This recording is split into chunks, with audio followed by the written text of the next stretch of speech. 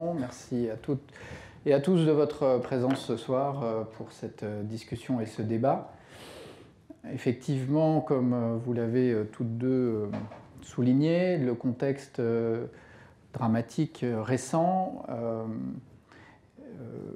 aura des échos avec le thème finalement que nous avions choisi il y a déjà plusieurs semaines, voire plusieurs mois.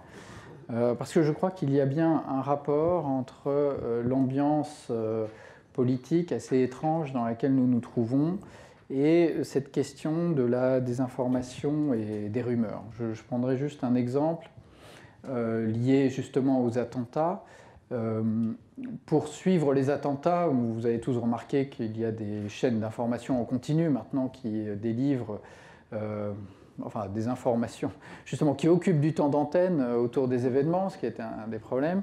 Mais il existe une innovation journalistique, un format journalistique nouveau, ce qui n'est pas si courant dans l'histoire du journalisme, qui est en l'occurrence le fil d'actualité du Monde sur le site internet du Monde. C'est-à-dire c'est un direct écrit, quelque chose de tout à fait nouveau, où les abonnés du Monde ou les lecteurs peuvent poser des questions et toute la rédaction est mobilisée, répond, transmet des informations qui sont vérifiées, explique ce qu'on sait, ce qu'on ne sait pas, et permet le suivi au fil des événements de ce qui se passe. Et j'étais très frappé le week-end dernier. Le Monde, finalement, à un moment, a résumé la situation de la journée en 3 points. 1, ce qu'on sait. 2, ce qu'on ne sait pas. 3, ce qui est faux. Et ce qui était très intéressant, c'est cette troisième partie, ce qui est faux, qui s'imposait parce que quand il y a maintenant une actualité très intense comme celle que nous avons vécue le week-end dernier, il y a énormément de fausses informations qui circulent. Et c'est ça le sujet dont je voudrais parler, c'est pourquoi y a-t-il autant de fausses informations? Est-ce que c'est quelque chose de significatif ou pas? Est-ce qu'il faut s'intéresser à ce sujet? Est-ce que c'est important? Et c'est lié au fait que cet exemple-là est corroboré aussi par le fait qu'il y a une nouvelle catégorie de rubriques qui est apparue dans la presse il y a quelques années, qui s'appelle par exemple dans Libération Désintox, mais qui existe dans tous les journaux, qui consiste justement à démonter des informations qui sont fausses, à contredire des informations. Et cette chose est très importante, le fait qu'il existe ces nouveaux formats dans les médias classiques, parce que, en fait, en dehors des médias classiques, qui sont, en fait, moi, mon univers de référence, peut-être pour vous aussi, mais qui sont de moins en moins les univers de référence partagés par tout le monde.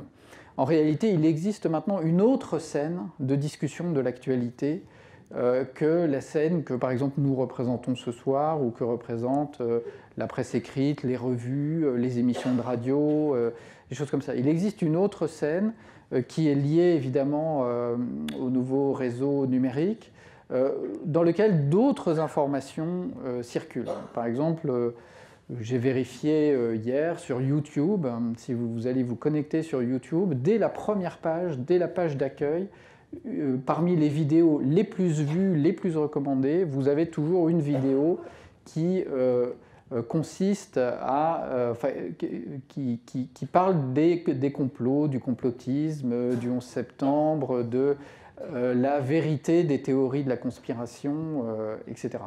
Et on sait très bien que pour les jeunes générations en particulier, c'est une source d'information extrêmement importante. C'est un phénomène qui s'est développé évidemment depuis le 11 septembre 2001.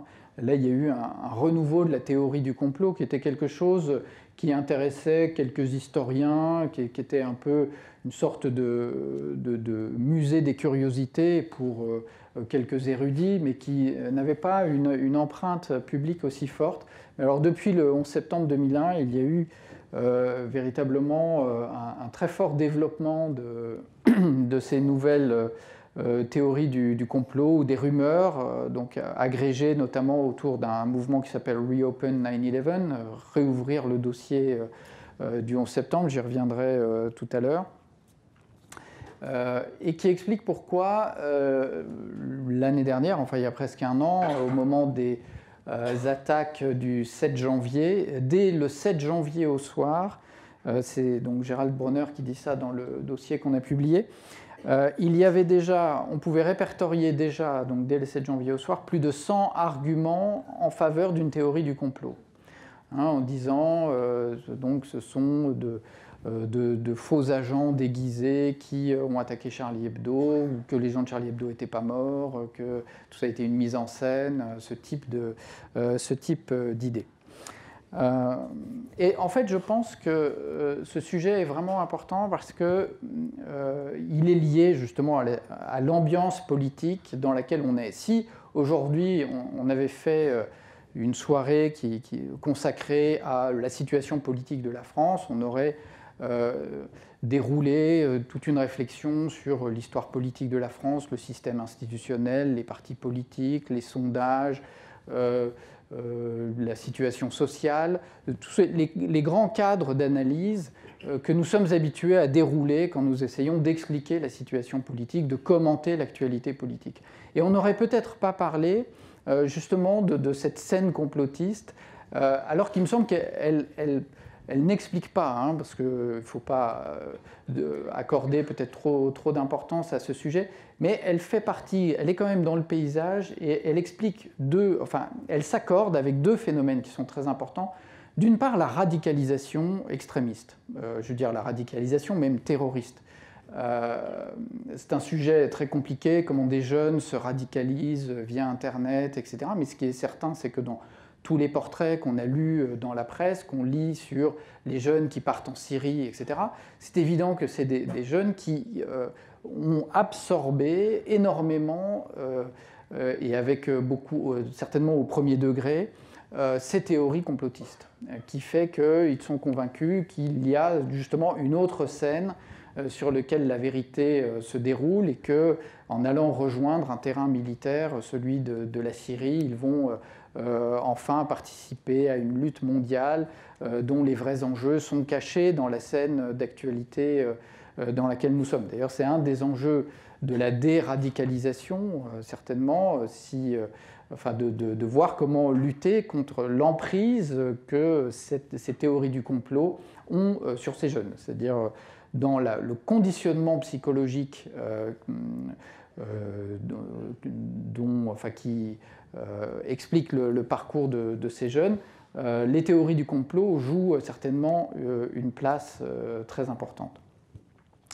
Mais il y a aussi un autre aspect de l'ambiance politique dans laquelle on est, comme vous le savez, c'est aussi la radicalisation à droite.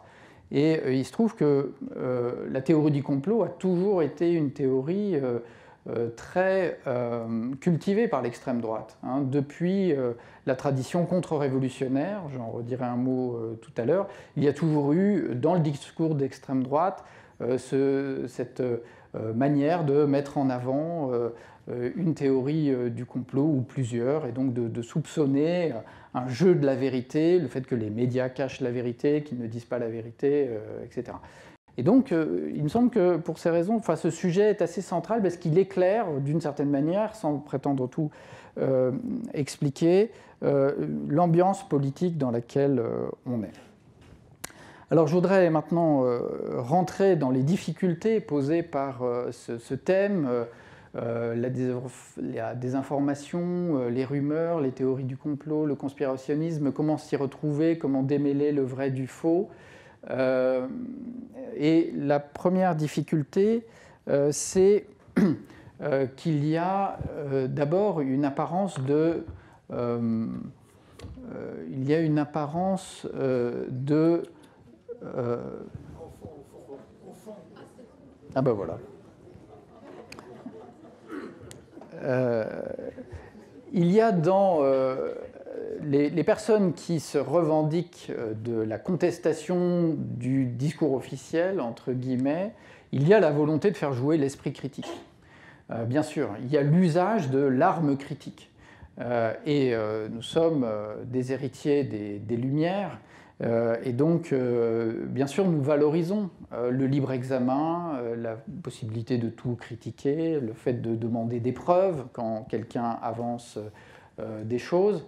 Et d'ailleurs, je me suis rendu compte en venant que, dans le fond, le titre de ma conférence était à double entente, hein, puisque comment résister à la désinformation.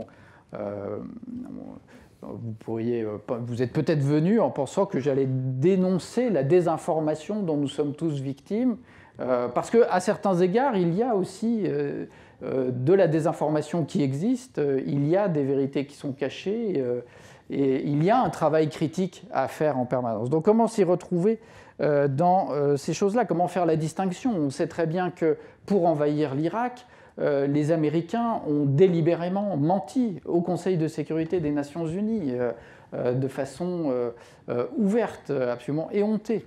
Et on sait très bien que, par exemple, les révélations des Wikileaks de Julian Assange ont révélé des programmes secrets d'écoute. Alors, quelque chose qui ont dû affoler les esprits paranoïaques, parce que c'était les pires cauchemars des paranoïaques. Hein. C'est-à-dire effectivement que, et on sait que c'est avéré, vérifié, que des données massives sont utilisées à des fins de surveillance. Je reviendrai sur ce problème qu'on appelle des big data, donc des données massives qui peuvent être utilisées pour retracer des parcours, savoir, comprendre, recouper des itinéraires et toutes sortes de choses. Donc, il y a bien des révélations qui sont utiles, et il y a bien des gens qui ont des programmes cachés ou qui ne veulent pas jouer la transparence, des services secrets qui mènent des actions couvertes, etc. Et donc, il est bien difficile de se retrouver puisque, disons, d'une certaine manière, des partisans des théories du complot peuvent se couvrir de cette revendication de l'esprit critique, de l'esprit de libre examen qui fait partie de notre tradition éclairée, tradition des Lumières. Alors, une des manières de s'y retrouver, je le dis tout de suite, c'est d'essayer de voir s'il y a un problème logique. Est-ce qu'il y a une erreur de raisonnement dans un certain nombre de discours? Et là, c'est pour ça que j'ai sollicité pour ce dossier Gérald Bronner, qui a travaillé justement sur les problèmes de crédulité et qui est très fan de ces problèmes logiques, d'identification logique des discours ou de la consistance logique des discours, disons. Et il rappelle bien, et donc moi ça m'a beaucoup éclairé parce qu'il arrive à faire comprendre en fait le mode de raisonnement auquel on a affaire dans la plupart des cas. Enfin, dans beaucoup de cas, d'abord, il n'y a pas de raisonnement du tout, hein, avec les tenants de certaines théories conspirationnistes. Il n'y a d'ailleurs pas de théorie à proprement parler, c'est beaucoup trop généreux de parler de théorie. En général, il y a un modèle de pensée tout fait qui est plaqué sur l'ensemble des situations, à savoir qu'il y a un complot judéo-maçonnique qui explique à peu près tous les événements de mauvais qui peuvent nous arriver. Et il y a des gens qui sont des tenants, mais c'est simplement qui ne font que réaffirmer la même chose. Aux États-Unis, par exemple, on a très bien vu comment il y a toute cette conception du complot franc-maçon, qui aux États-Unis s'appelle le complot Illuminati, qui imprègne la culture populaire américaine de façon très très forte et qui arrive à... Parce que, en fait, un certain nombre de personnes en situation de domination sociale arrivent à se donner un ordre de représentation grâce à ce type de discours. Et il faut dire aussi que un certain nombre d'œuvres culturelles jouent, bien sûr, avec ces idées. Hein, des romans à succès, les romans policiers, les intrigues, les séries télévisées, évidemment, c'est un des ressorts romanesques, un des ressorts dramaturgiques fondamentaux de ces genres qu'on a considérés comme mineurs pendant très longtemps. hein, conspiration, dévoilement de la conspiration, enquête, avec les personnages qui vont là-dedans.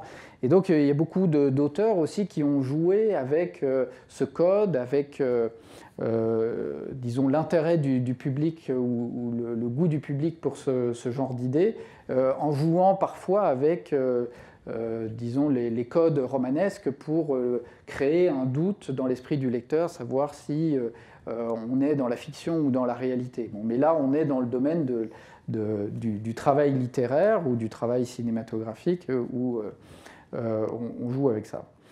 Donc je reviens à Gerald Bronner. Donc, à part dans les cas où donc, il n'y a pas de raisonnement du tout, il y a quand même, il a mis en évidence un procédé rhétorique, plutôt qu'un raisonnement, un procédé rhétorique qui est récurrent dans ces dispositifs, qui procède en fait par accumulation de doutes. Il ne s'agit pas, en fait, quand je dis justement, si on prend l'exemple du 7 janvier,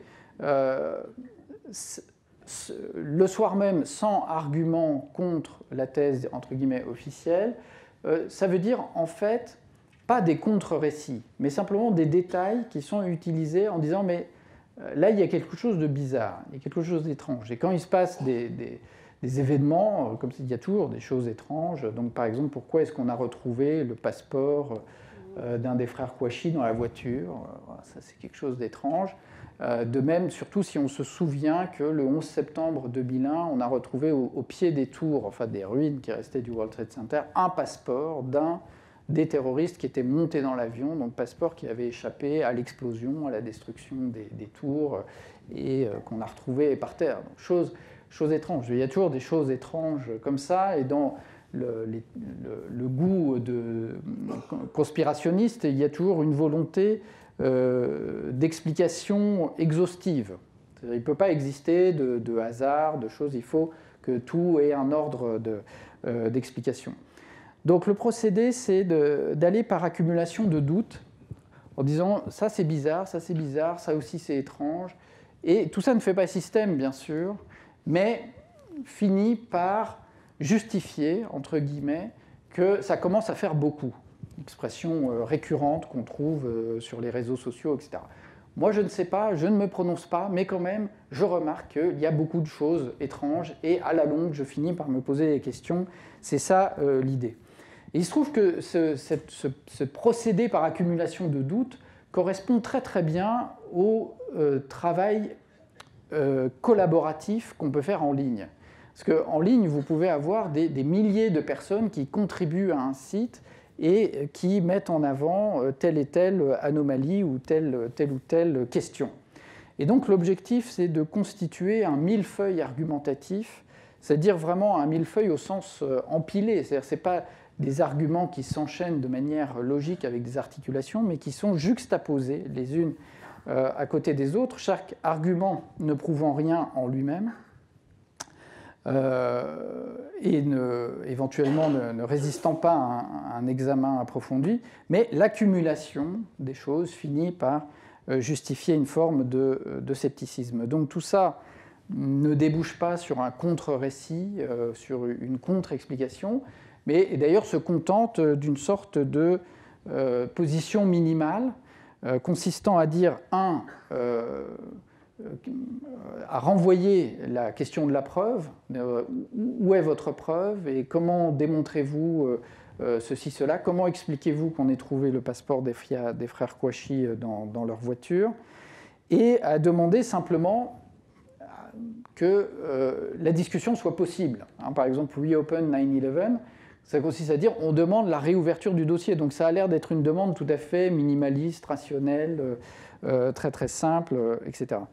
Mais comme le fait remarquer Gerald Bronner, ce système d'argumentation est extrêmement difficile à réfuter, parce qu'il faut démonter point par point l'ensemble des doutes qui ont été soulevés. Donc quand on arrive tout de suite à 100 au bout d'une journée, vous imaginez que c'est tout à fait, enfin on arrive à des chiffres importants.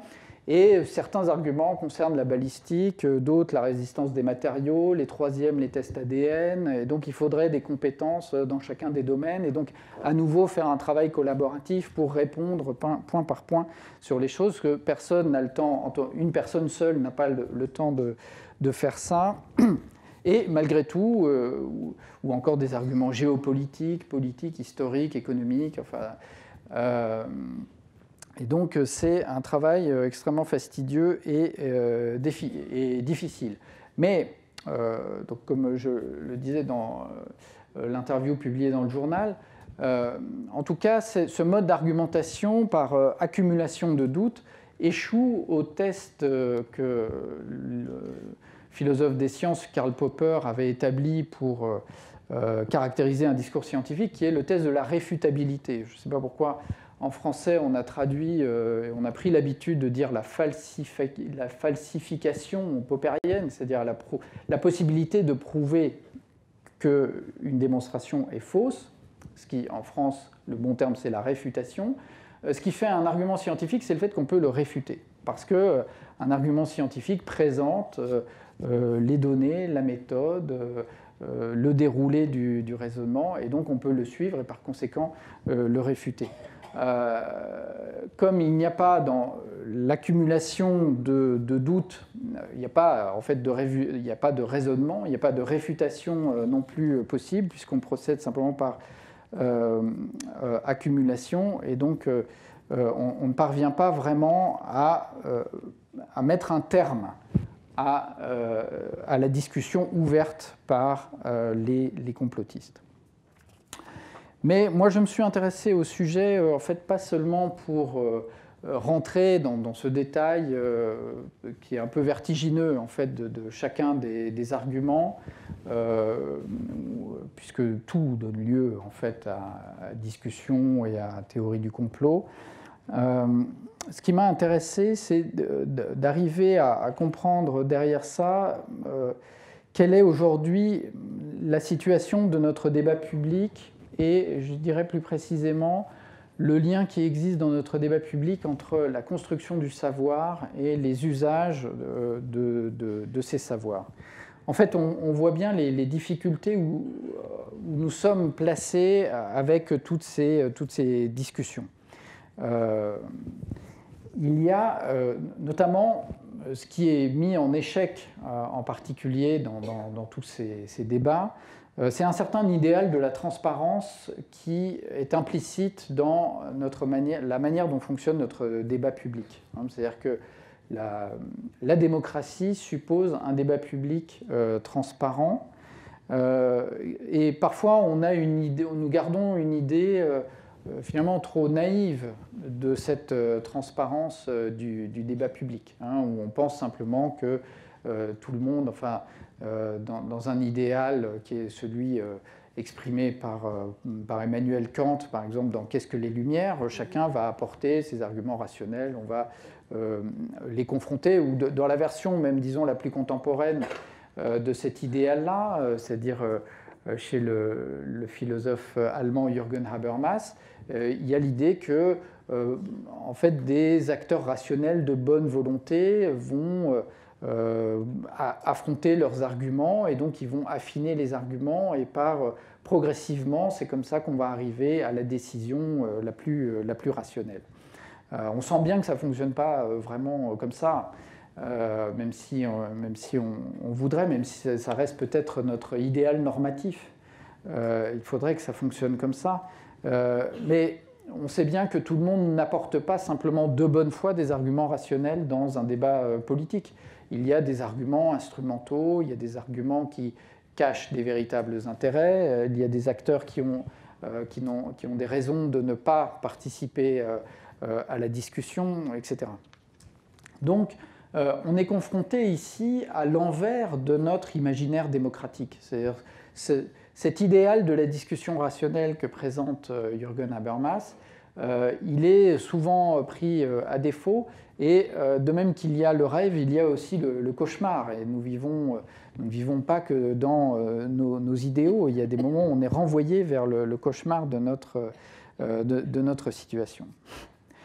Mais le problème nous oblige aussi à toucher au mode d'explication des phénomènes collectifs auxquels nous recourons pour nous expliquer à nous-mêmes notre situation. Je veux dire par là, il y a dans tout ça un débat interne aux sciences sociales. Le sociologue Luc Boltanski a écrit tout un livre justement sur cette question du complot et des enquêtes.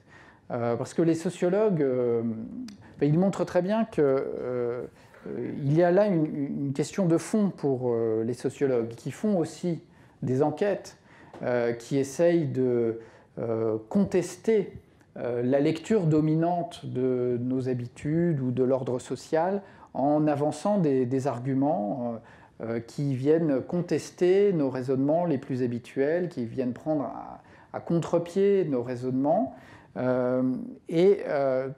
Comment un sociologue peut-il se justifier par rapport aussi à ce travail critique? Il croit que des entités collectives agissent dans la société, par exemple les classes sociales, qui ne sont des réalités qui ne sont pas tangibles, qui sont des constructions intellectuelles. Donc pourquoi celle-là et pas d'autres? Par exemple, pour prendre un concept sociologique très familier, la domination symbolique, par exemple, que Pierre Bourdieu a mise en évidence dans ses livres. Comment est-ce qu'on peut justifier le fait que la domination symbolique est une force invisible qui explique des attitudes, des comportements sociaux? Finalement, tout ça sont des abstractions, des concepts, des explications très larges. Et donc, Luc Boltanski, en reprenant déjà des questions posées par Karl Popper avant, se confronte à cette question en disant, effectivement, le sociologue croit que des forces collectives sont à l'œuvre dans la société. Il ne peut pas complètement complètement justifier l'existence de ces forces. Néanmoins, ce qu'il peut faire, c'est montrer le laboratoire, montrer comment il a fabriqué son concept, montrer comment il a fabriqué son enquête. Et de ce point de vue-là, il répond à l'injonction popperienne de la réfutabilité, donc de montrer comment son travail était fait, pourquoi il a construit son concept, son enquête de telle et telle manière. Mais en fait, ces discussions, alors qu'ils finissent un peu, pas complètement, par une aporie, enfin c'est très intéressant, Luc Boltanski met aussi les choses en relation avec le roman policier. Il montre que la sociologie en France et en Angleterre s'est développée en même temps que le roman policier. Donc cette idée de l'enquête sociale, de passer par les bas-fonds de la société, par l'envers du décor, c'est une ambition ou une rhétorique commune entre le roman policier et l'enquête sociologique. Bon, c'est des sujets très intéressants, mais en réalité, dans les discours médiatiques auxquels nous sommes confrontés, nous sommes très très loin de ces discussions théoriques. Et c'est pour ça que je ne vais pas m'y attarder, parce que l'autre chose, je trouve, très frappante en travaillant sur ces sujets, c'est qu'en fait, il y a quelque chose de très trash, de très sale, de très ironique, de plein de dérision dans cette culture du complot. En fait, il y a plutôt une fusion. La nouveauté actuelle, ce que nous vivons, c'est la fusion de ces théories conspirationnistes avec la culture de la dérision des médias. En fait, parce que je ne serais pas là pour vous parler de tout ça, pour le dire simplement, s'il n'y avait pas en France, par exemple, un Dieudonné pour relancer, pour attirer l'attention sur ce genre d'idées. En réalité, si on parle du sujet, c'est moins à cause de Karl Popper qu'à cause de Dieudonné. Et donc, on voit bien que là, on est dans un autre niveau en fait, de la culture populaire. Et ce qui s'est passé dans la diffusion récente en France des théories du complot ou d'un certain nombre de rumeurs, c'est passé par un certain nombre de médias, de personnages comme Dieudonné, qui ont été invités dans des émissions de télévision qui sont qu'on connaît très bien. On n'est pas couché, Ce soir ou jamais, ces émissions qui font de l'infotainment, ce qu'on appelle en anglais infotainment, c'est-à-dire ce mélange d'information et entertainment, c'est-à-dire des variétés, enfin, des plateaux de débat, et donc qui ont donné une audience, une diffusion tout à fait nouvelle et inattendue à des théories qui, jusqu'à présent, étaient cantonnées à des cercles politiques extrêmement minoritaires. Hein, moi, j'ai travaillé sur la Révolution française, sur la naissance du mouvement contre-révolutionnaire pendant la Révolution française. Il y a eu tout de suite des théories du complot, le complot par l'étranger, etc. Bon, il faut dire que les observateurs de l'époque étaient très perturbés par les événements, qu'il n'y avait pas de modèle historique comparable, il n'y avait pas véritablement de mode d'explication très facile à mobiliser pour faire face aux événements, et tout ça a perduré pendant très très longtemps dans ces traditions politiques-là. Mais les choses ont changé avec la diffusion de la culture télévisuelle, la culture des images en particulier. C'est pour ça que dans le premier entretien que j'ai fait dans ce numéro, c'est avec Aurélie Ledoux, qui est une historienne spécialiste des images, parce que c'est évident que le 11 septembre, par exemple, le rôle des images est extrêmement important dans les conceptions, les contre-récits du 11 septembre. Elle avait montré dans un précédent article qu'on avait publié dans Esprit que l'argument qui est récurrent dans les théories conspirationnistes, c'est que ce n'est pas qu'il y a des images qui prouvent quoi que ce soit, c'est qu'il y a sur certains points où on se pose des questions, il n'y a pas d'image. Et que cette absence d'image est justement la preuve qu'on cherche à nous cacher quelque chose. Sinon, comme aujourd'hui, on a des images sur tout, ça c'est le disons le régime naturel des images aujourd'hui, c'est qu'on ait des images pour tout. Et par conséquent, s'il y a des choses pour lesquelles on n'a pas d'image, c'est que quelqu'un essaye de nous les cacher. Donc c'est une inversion complète de notre culture des images. La croyance naïve qu'une image dit en elle-même quelque chose, indépendamment de tout un travail d'interprétation, naturellement, qui est indispensable à faire. Donc c'est très intéressant de ramener aussi cette question à cette culture populaire liée, dans laquelle l'image a pris non seulement une place omniprésente, mais un sens en quelque sorte ontologique de l'image qui n'est plus le même. Alors bien sûr, dans les changements structurels des conditions du débat public, il y a la diffusion des nouveaux outils technologiques. C'est évident que ici, il y a un impact majeur de cette transformation, comme Marie-Paul l'a dit tout à l'heure, avec la diffusion du savoir par Internet, on avait ce rêve un peu idéal d'une connaissance très facile à diffuser, gratuite, accessible, mais et qui, à bien des égards, contribue évidemment à notre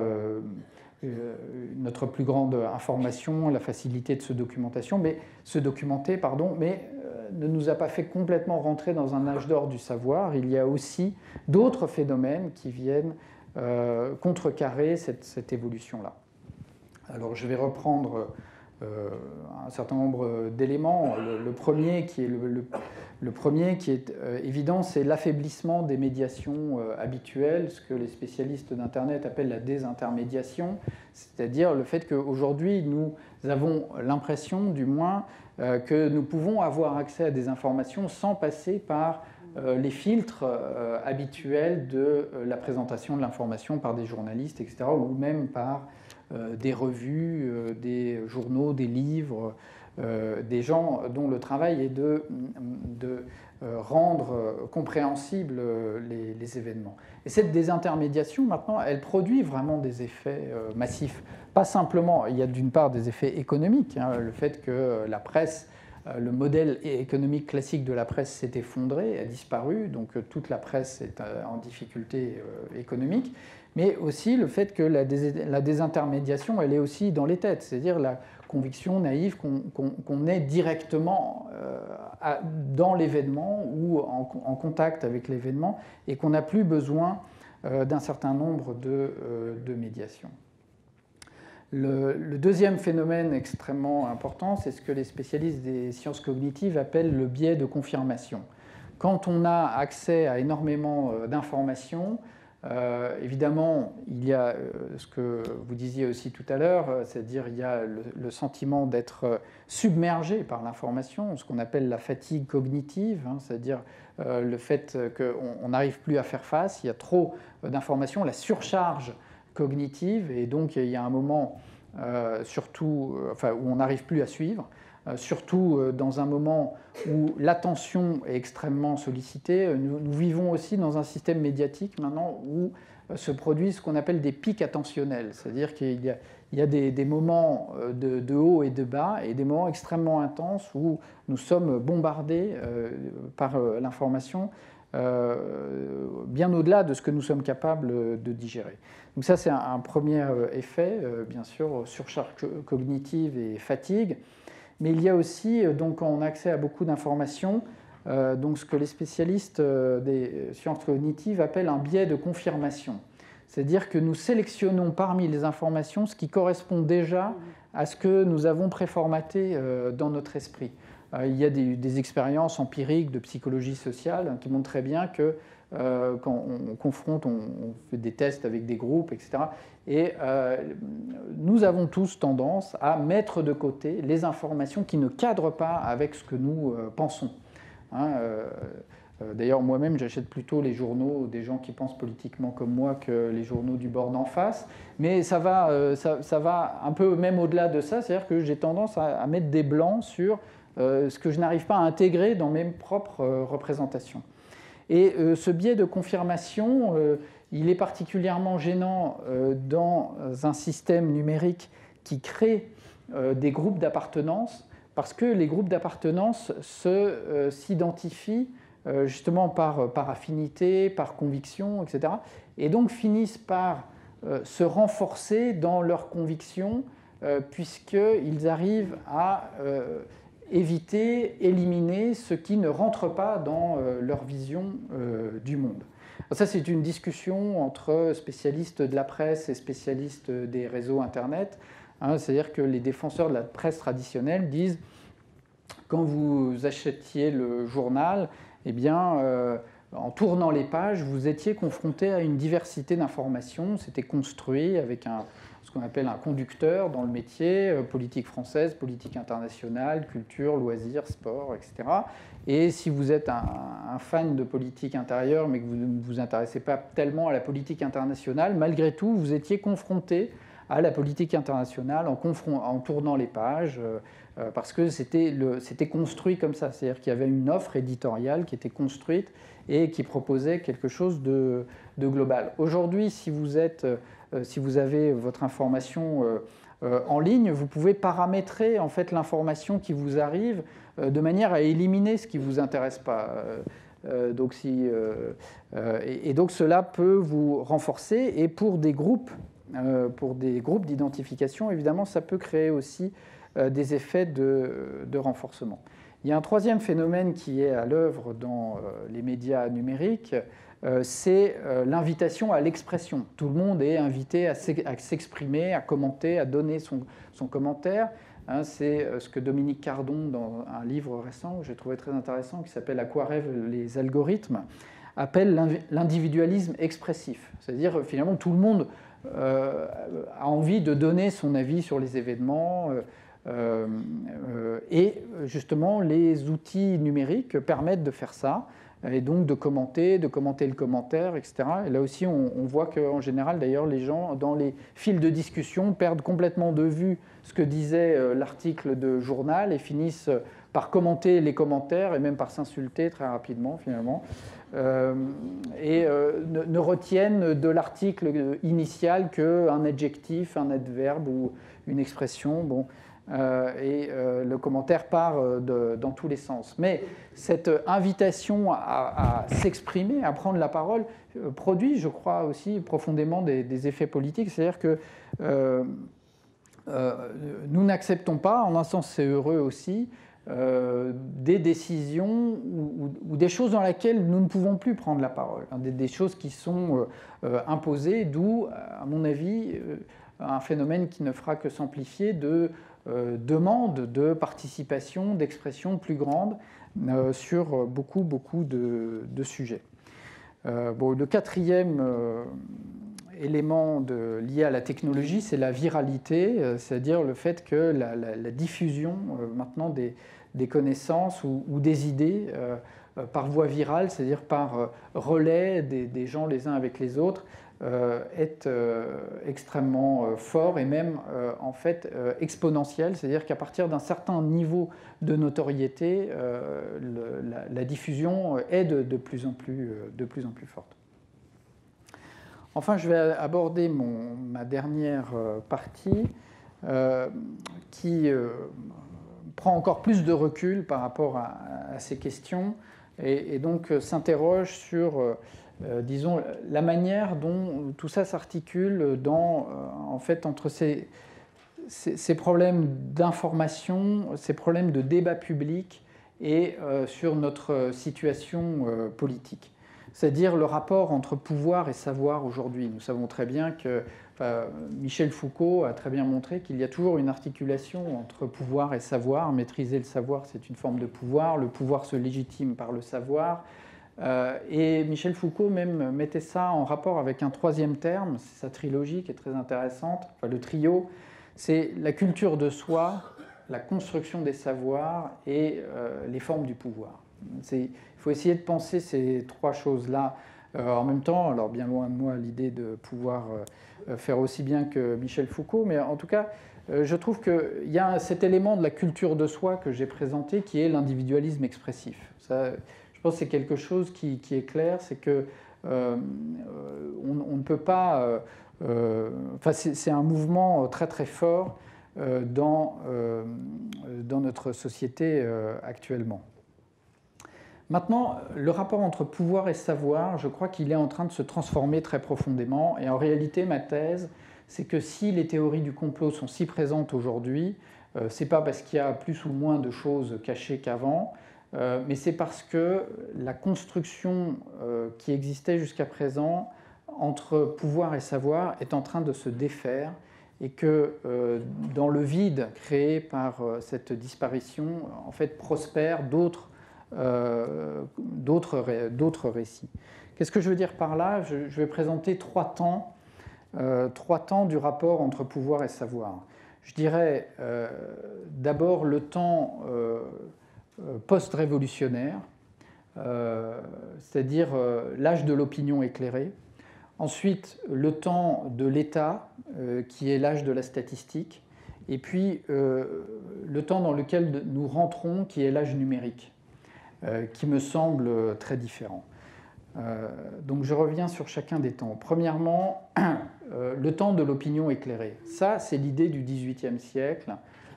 L'optimisme des Lumières, c'est que l'opinion peut aider à construire un débat rationnel.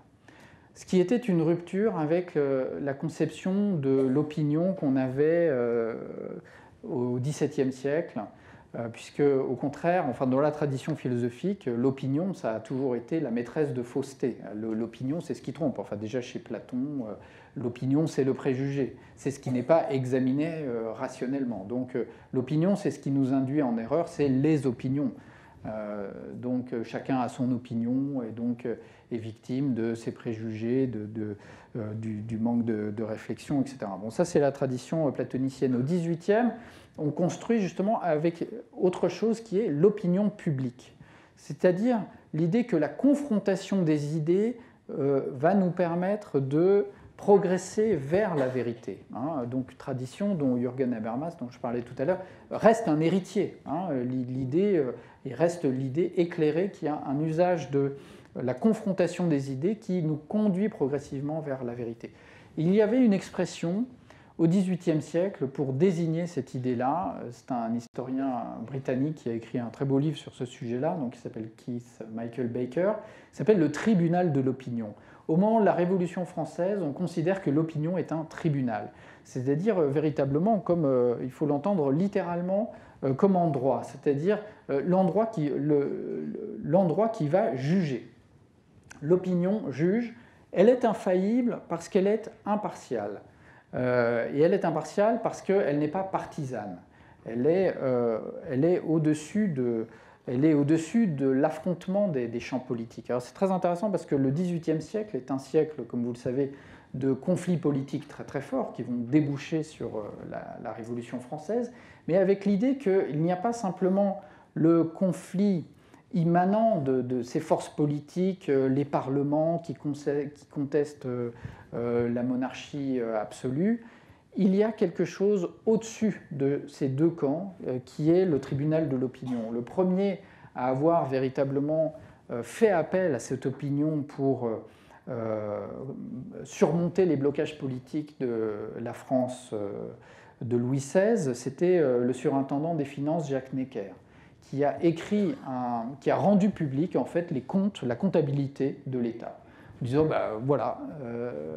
voilà quels sont les comptes de l'État. Aujourd'hui, le Parlement vote le budget de la nation. À l'époque, ce n'était pas le cas, donc on ne connaissait pas les comptes. Et donc Jacques Necker est le premier à rendre les comptes publics et à dire voilà pourquoi je prends telle et telle décision. Mais au-delà de Necker, il y avait véritablement cette idée dans chacun des deux camps qui s'affrontaient qu'un jour on pourrait faire appel au tribunal de l'opinion et que celui-ci allait trancher les choses.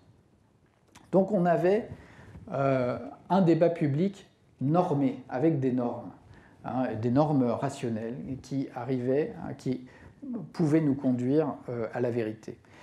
Ensuite, quand au XIXe, l'État central s'est mis progressivement en place, on a construit, plus l'État s'est mis en place en France, plus il s'est appuyé sur un appareil statistique important. La construction des statistiques publiques est parallèle à la construction de l'État en France. Et en France, on a des très bonnes statistiques publiques. La première chose qui a été faite, Pierre Rosanvallon a montré ça dans son livre sur l'État en France, c'est d'abord de rendre possible une discussion parlementaire sur le budget de l'État. Et donc, pour avoir une discussion parlementaire sur le budget de l'État, eh bien, il fallait, administration par administration, pouvoir justifier les dépenses, les revenus, etc. Donc, mettre en place toute une comptabilité.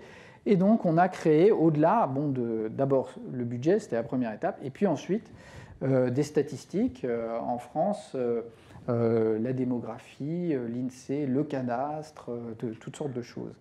Et on voit bien qu'il y a dans le projet statistique l'idée que la société peut être appréhendée de manière rationnelle. De manière rationnelle par un État qui organise une lecture, un quadrillage de la société par des outils statistiques qui passent par la mathématique et par des grandes catégories d'appréhension de la société. Et même le développement de la sociologie qui vient ensuite est contemporain de cette idée qu'on peut lire la société, on a des outils, on peut construire des catégories de lecture de la société. Par exemple, pour l'INSEE, les catégories socio-professionnelles. Et donc, on peut ranger chaque personne, chaque foyer dans les catégories en fonction du niveau de revenu, de la profession, etc. Or, ce que disent beaucoup de sociologues et d'économistes depuis maintenant assez longtemps, c'est que cette manière d'appréhender la société ne nous permet plus véritablement d'expliquer les phénomènes sociaux. On n'arrive pas à expliquer une part grandissante des phénomènes sociaux par les outils habituels. D'une part, les catégories sociales sont devenues sont devenus des concepts extrêmement approximatifs.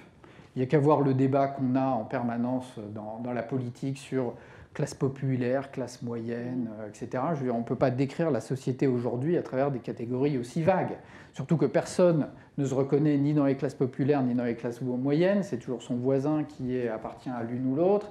Et d'ailleurs, quand on demande à quelqu'un de se situer sur une échelle de catégorie sociale, il ne se met jamais dans la catégorie dans laquelle les sociologues, eux, voudraient le faire rentrer. Donc on voit bien qu'il y a une inadéquation des catégories qui posent un problème extrêmement important. D'ailleurs, Pierre Rosanvallon, que vous avez reçu ici, qui est à la chaire au Collège de France sur ces questions de philosophie politique, a lancé une collection qui s'appelle « Raconter la vie », qui repart de la description de la société, mais alors au ras des pâquerettes, en disant justement on n'a pas les catégories sociologiques sur lesquelles nous nous sommes reposés pendant les 30 Glorieuses, etc. On avait le sentiment d'appréhender encore les choses. Ça ne marche plus, il faut repartir des expériences sociales, les décrire quasiment de façon quasiment documentaire et pour s'y retrouver. Alors, dans certains cas, ça donne des bouquins intéressants, dans d'autres cas, c'est pas toujours réussi, mais c'est quand même très significatif que quelqu'un qui est au Collège de France dise ah ben non, il faut repartir de qu'est-ce que c'est qu'un manutentionnaire aujourd'hui, qu'est-ce que c'est qu'un livreur de pizza, quelles sont ses représentations, ses espoirs sociaux, etc. D'autres récits, d'autres manières de faire de la sociologie, etc. Alors,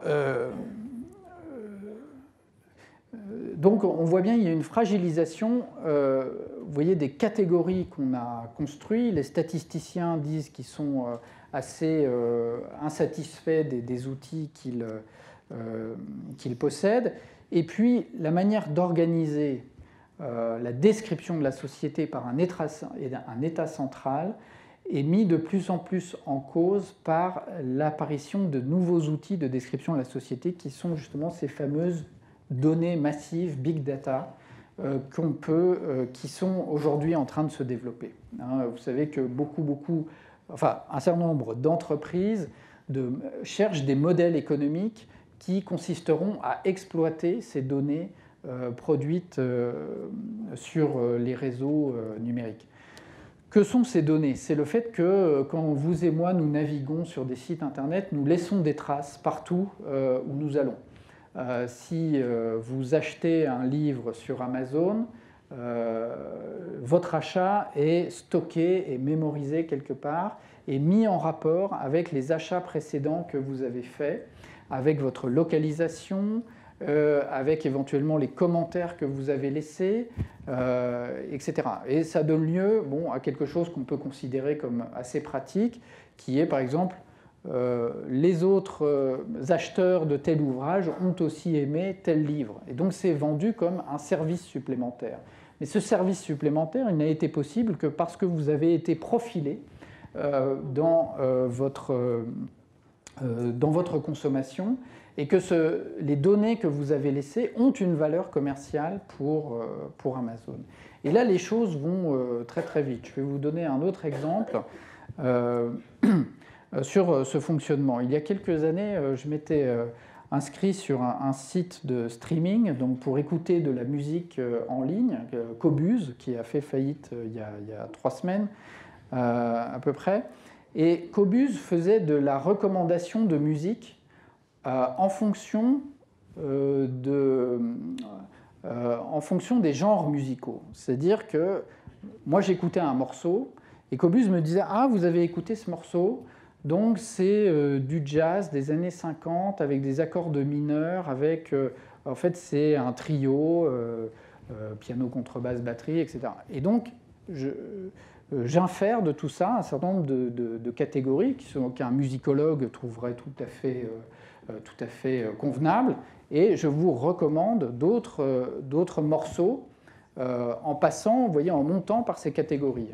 Vous aimez tel type de musique, et donc je vous recommande tel type de musique.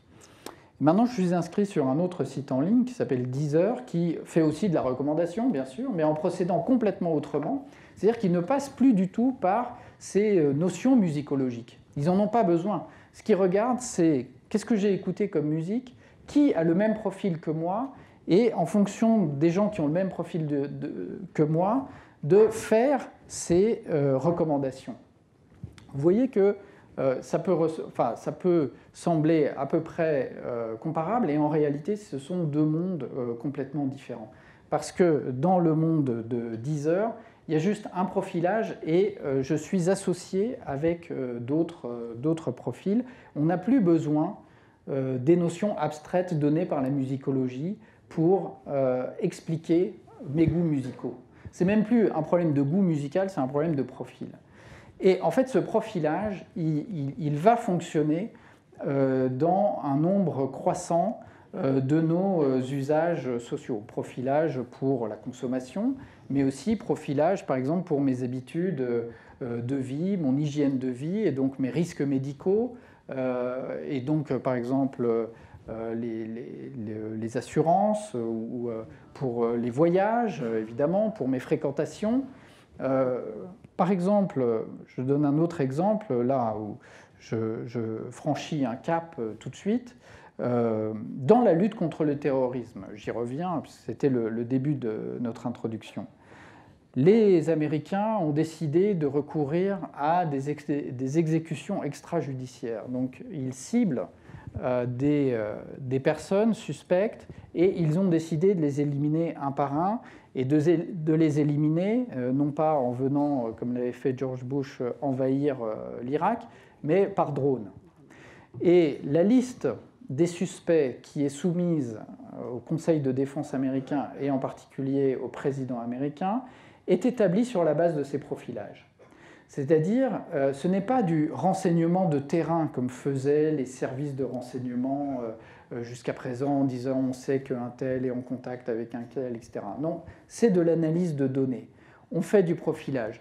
Un tel a changé 5 fois de téléphone portable dans la dernière semaine. Élément de suspicion numéro 1. Deuxièmement, un tel, effectivement, a passé 3 coups de fil à l'étranger, élément de suspicion numéro 3. Et si vous remplissez plus de, évidemment, je ne m'en souviens pas, et ce n'est pas des données publiques, j'imagine, mais 20 cases, à ce moment-là, boum, vous êtes un suspect, et vous risquez d'être sur la liste des exécutions du programme d'exécution par drone. Et là, c'est strictement du profilage. Et donc, je pense, si je peux me permettre un peu de politique fiction, si vous voulez, c'est que la construction des statistiques publiques à la française vont se trouver très très rapidement contestées, subverties, remplacées par ce type de profilage. Il y a eu un débat dans le cadre de la dernière loi de santé proposée par la ministre de la Santé, Marisol Touraine, qui était de savoir justement qu'est-ce qu'on rend accessible ou pas comme données publiques sur la santé. Il se trouve qu'en France, comme on a un État qui est très bien organisé, on a des données extraordinaires sur chacun de nous, des données qui sont agrégées au niveau collectif, qui ne sont plus à un certain moment des données individuelles, mais qui peuvent être extrêmement intéressantes pour l'industrie pharmaceutique, pour les chercheurs aussi, bien sûr, mais c'est extrêmement important. Je redonne un exemple en termes de santé publique, qui est un exemple connu. Vous savez que le ministère de la Santé a mis en place un système d'observation de l'épidémie de grippe. Et là, c'est tout à fait caractéristique de l'État centralisé et statistique, c'est-à-dire c'est le ministère de la Santé qui trouve des médecins sentinelles qui sont chargés d'observer dans leur clientèle un certain seuil, le moment où ils ont des patients qui ont la grippe, et puis on fait remonter l'information jusqu'au ministère, et là le ministère établit la carte de diffusion de la grippe, le risque, etc. On s'est rendu compte, les États-Unis ont un système tout à fait comparable parce qu'il y a une santé publique qui est organisée correctement aux États-Unis sur ce point pour l'observation des épidémies. Bon. On s'est rendu compte que Google avait 3 jours d'avance sur le ministère de la Santé américain dans la prédiction de l'épidémie de grippe. Pourquoi? Parce que Google regardait autre chose, regardait les requêtes demandant 3 critères, yeux rouges, nez qui coule, mal de tête.